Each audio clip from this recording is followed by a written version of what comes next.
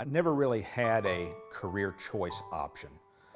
When I was born, my mother was 48 hours in hard labor with me, and the doctors at that time told her, they said there's no way this child will have survived this level of trauma, so you better prepare yourself because he will be stillborn.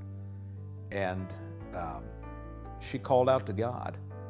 She really didn't know the Lord at that time, but she called out to God and said, Lord, if you will give me this child whole and healthy, I'll give him back to you, make him a missionary if you want. She was praying for that immediate moment. But when God answers prayers, he answers so big that affected her life. It obviously affected my life. It affected my children's lives who are in ministry. And now our grandchildren are talking about, I want to go to Peru with you, Grandpa. So it is a multi-generational answer to prayer.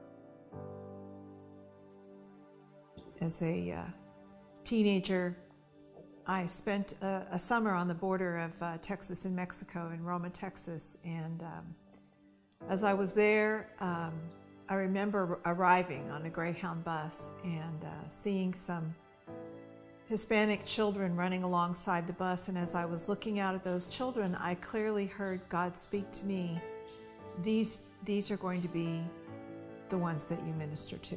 And ever since that day, that calling has really been real to me. And I think that's what I carry in working with Latin Equip.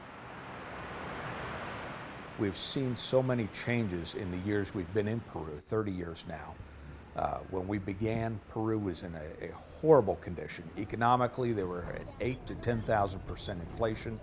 There was a terrorist group running wild through the country. And believers, Bible believers, accounted for between 3 and 5% of the population. And in the midst of all that, we came to Peru, we saw what was going on, and a group of pastors began to get together and pray. And so for the last 28 years, every Tuesday afternoon, 1,000 pastors and leaders gathered together to pray for Peru. And now we are seeing the results. These 30 years later, we're seeing where we were between 3 and 5% of the population, now we're 20%. The economy is one of the best in the entire world now. The terrorist group was put down, and many of them became believers. As a matter of fact, one of our pastors is a former Shining Path terrorist.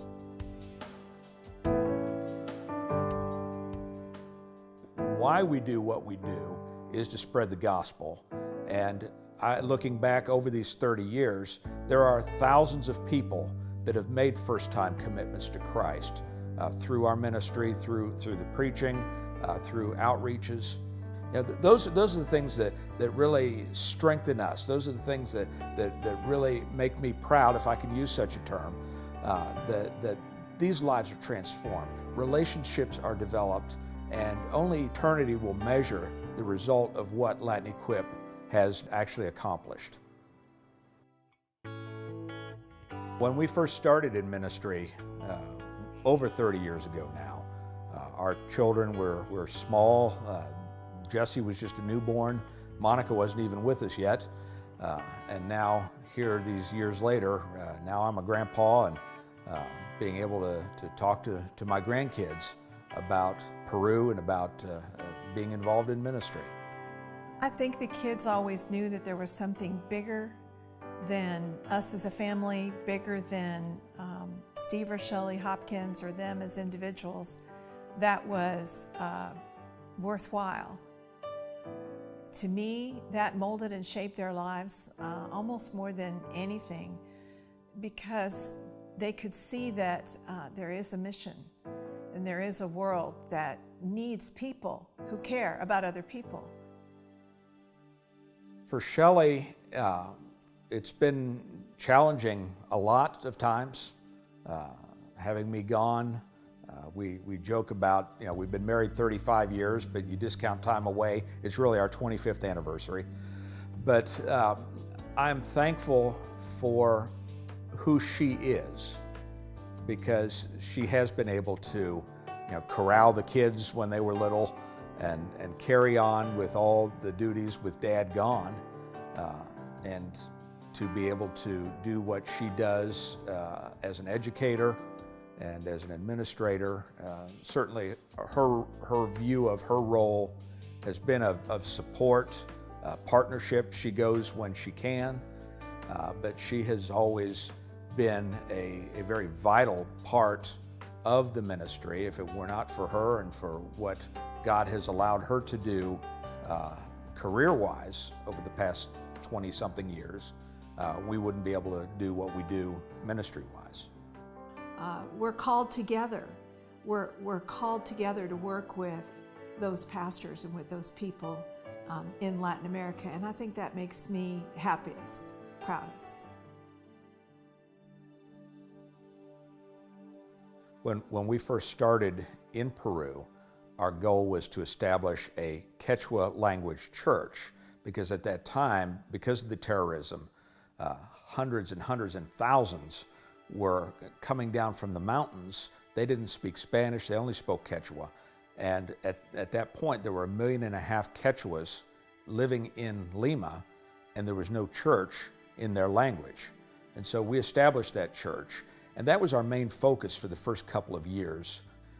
As we began to broaden our ministry into the different churches, I met and got to know Pastor Arturo Ramos, the head pastor of Cathedral of Faith, which is the mother church of the fellowship.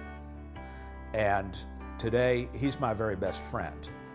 We talk to each other, we pray for each other constantly, and I'm so proud to have him as my friend. Now, Arturo is facing some physical challenges, and soon, within the next year or two, the baton will be passed to his son, Charlie, who is my third son, I like to call him. I'm his American dad, and he's my Peruvian son, and I'm very proud and pleased to be able to speak into him, into his life, and help mold his vision for the future as well. As I travel around and get to know the pastors that are part of our fellowship, I found that it's one thing to see them when they come to Lima for our major conferences, and, pat them on the back, say, hey, how you doing? But it's a whole different thing when I go and see them in their church, in their environment.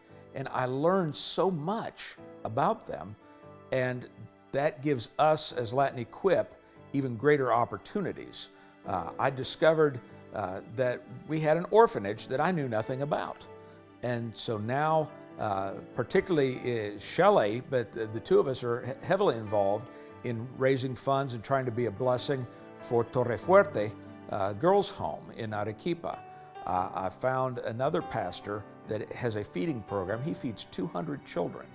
And so we're able to bless them, to provide them with a commercial kitchen. We have been able to just see what these pastors are doing and just become a part of it.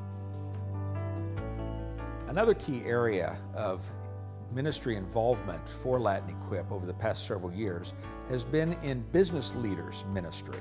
In conjunction with Global Advance, we've begun to do seminars. We usually do 2 a year, conferences for business leaders.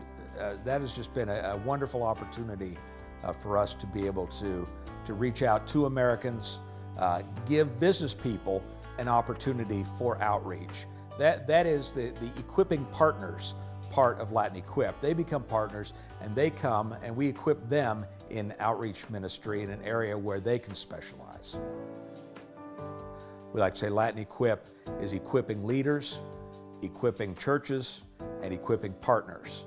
And so equipping leaders, equipping pastors, and that's the stuff that really gets me excited, speaking into their lives, seeing their lives transformed, seeing God do such awesome things through them as they step up into a leadership role. I want to see our influence grow. I feel like that we really have only begun what God has called us to do, even though it has been many years that we have done this. Somehow it just feels like a new beginning to me. And I think we just want people to know that Latin Equip is a great place to invest for the kingdom. This is who we are, not just what we do, but it is our life, it is our lifestyle. And not too terribly long ago, I was talking with two of my brothers-in-law, and we were talking about retirement, and you know, one of them said, well, as a pilot, I have to retire at 63, and the other one says, yeah, I'll probably retire about that same time. And they said, when are you going to retire, Steve? I said, when they bury me. That'll be about it, because that's, you know, this is a lifestyle, this is a calling, this is who I am. It's not just what I do, but it is who I am.